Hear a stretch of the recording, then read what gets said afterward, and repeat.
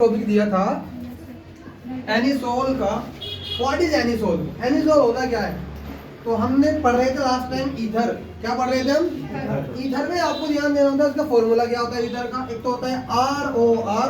क्या होता है? ROR होता है ईथर का फॉर्मूला, आपको ध्यान देना होता है। और क्या होता है? AR होता है, ध्यान देना होता है आपको। और क्या होगा? ROAR होगा, ये ध्यान रखना होता है आपको। आर में कौन कौन से ग्रुप आते हैं भाई? आर में आते हैं एल्काइल ग्रुप, जैसे CH3 आएगा, C2H5 आएगा, C3H7 आएगा, ध्यान देना होता है। इनको आप क्या बोलते हो? मिथाइल इथाइल प्रोपाइल, ध्यान है क्या? और AR में कौन सा आएगा? इसमें आएगा C6H5 आएगा, और इसका नाम होता है भैया वो फिनाइल। क्या नाम होता है इसका? इसको हम फिनाइल बोलते हैं, ये ध्यान देना होता है। तो एक टॉपिक होता है एनिसोल। क्या होता है? एनिसोल। तो बेंजीन के ऊपर, किसके ऊपर? बेंजीन के ऊपर OCH3 आएगा। तो बेंजीन के ऊपर क्या आएगा? OCH3 आएगा, इसी का नाम होता है क्या? एनिसोल होता है, ध्यान देना होता है आपको। क्या नाम होता है इसका? एनिसोल होता है। इसका एक और नाम होता है, इसको मेथोक्सी। क्या बोल देंगे? मेथोक्सी बेंजीन बोल देंगे, ध्यान देना होता है आपको। अब बेंजीन के ऊपर क्या आया हुआ है? अगर कोई भी आपको ध्यान देना होता है बेंजीन के ऊपर, जिसके पास कोई भी लोन पेयर होते हैं, कोई भी एटम अटैच हो बेंजीन से, तो वो प्लस एम में आता है। किसमें आता है?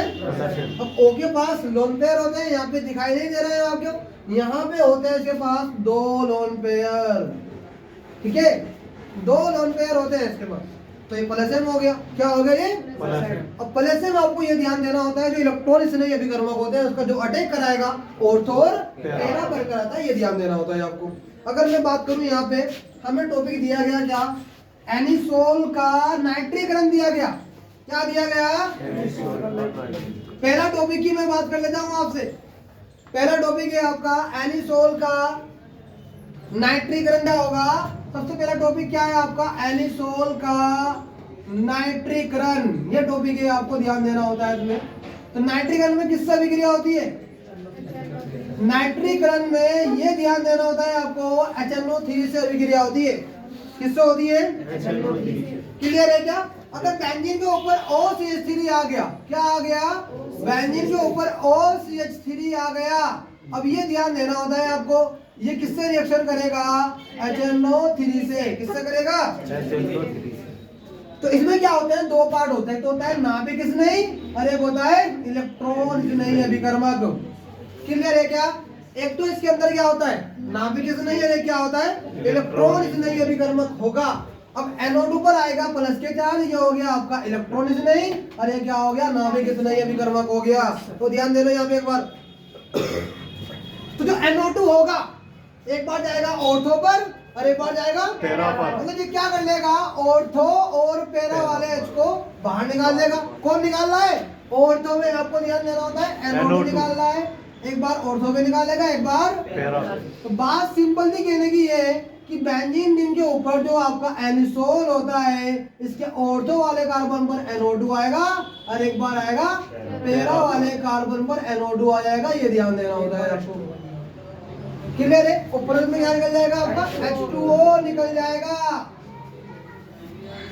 और ये काम जो होता है ना, एक ही रिंग पे होता है ना। ये काम क्या हो रहा है? देखो आपको दिखाई दे रहा है, एक ही रिंग ने केवल दो रिंग बना दी, एक बार ऑर्थो और एक बार पैरा।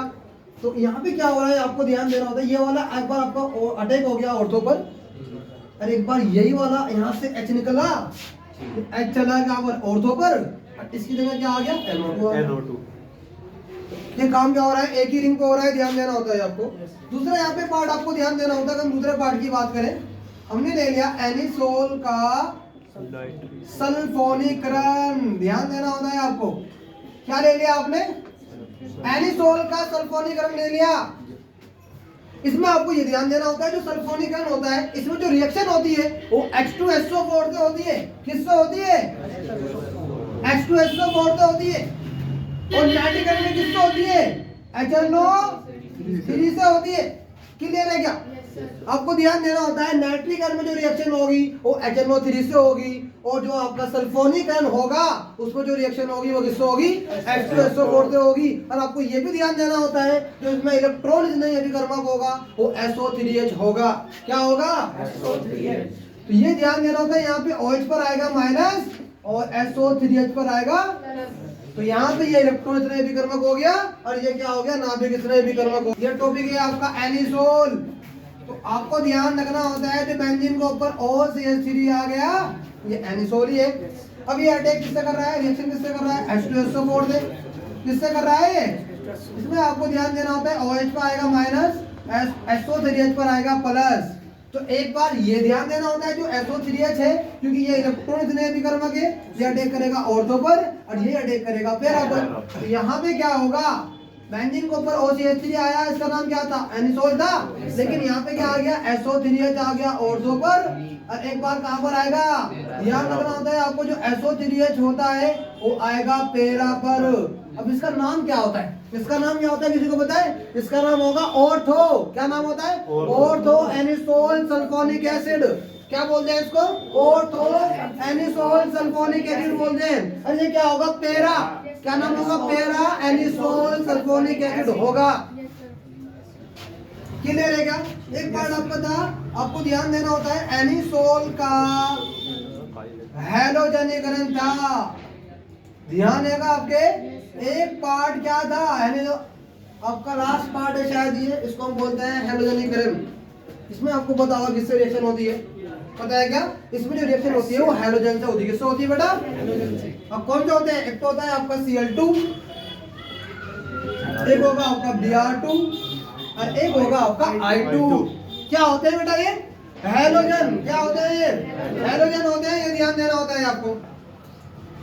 और यहाँ पे भी क्या होगा? एक Cl पर आएगा प्लस और एक Cl पर आएगा माइनस। अटैक कौन करेगा? प्लस वाला। एक बार ऑर्थो पर और एक बार करेगा पैरा पर। जैसे यहाँ पे आपको ध्यान देना होता है बेंजीन के ऊपर OCH3 आ गया। क्या आ गया? OCH3 आ गया। Cl2 को मैं लिख रहा हूँ यहाँ पर, तो Cl पर आएगा प्लस और Cl पर आएगा माइनस, और Cl अटैक करेगा ऑर्थो पर और Cl करेगा पैरा पर अटैक करेगा। ये ध्यान देना होता है। अब यहाँ पे बेंजीन के ऊपर OCH3 आया हुआ है, एक बार Cl कहाँ गया? ऑर्थो पर, और एक बार Cl जाएगा वो पैरा पर जाएगा। क्लियर है क्या? देखो ये गया है प्लस वाला Cl। कौन सा गया है? माइनस वाला Cl क्या करेगा? यहाँ से H के साथ बाहर निकल जाएगा और बन जाएगा HCl।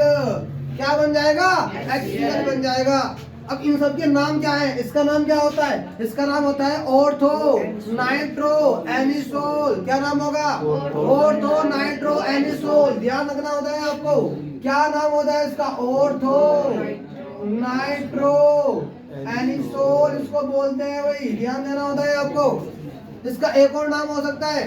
क्या नाम होगा इसका एक और? इसको बोल देंगे ऑर्थो मेथोक्सी नाइट्रोबेंजीन भी इसको आप बोल सकते हैं। क्या बोल सकते हैं इसको?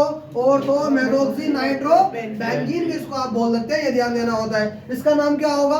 Ortho nitro para nitro anisole होगा इसका नाम। जैसे आप क्या बोल देंगे? Para nitro methoxy benzene. क्या बोल देंगे इसको? पैरा नाइट्रो मेथोक्सी बेंजीन बोल देंगे। क्लियर? आपको ध्यान देना होता है।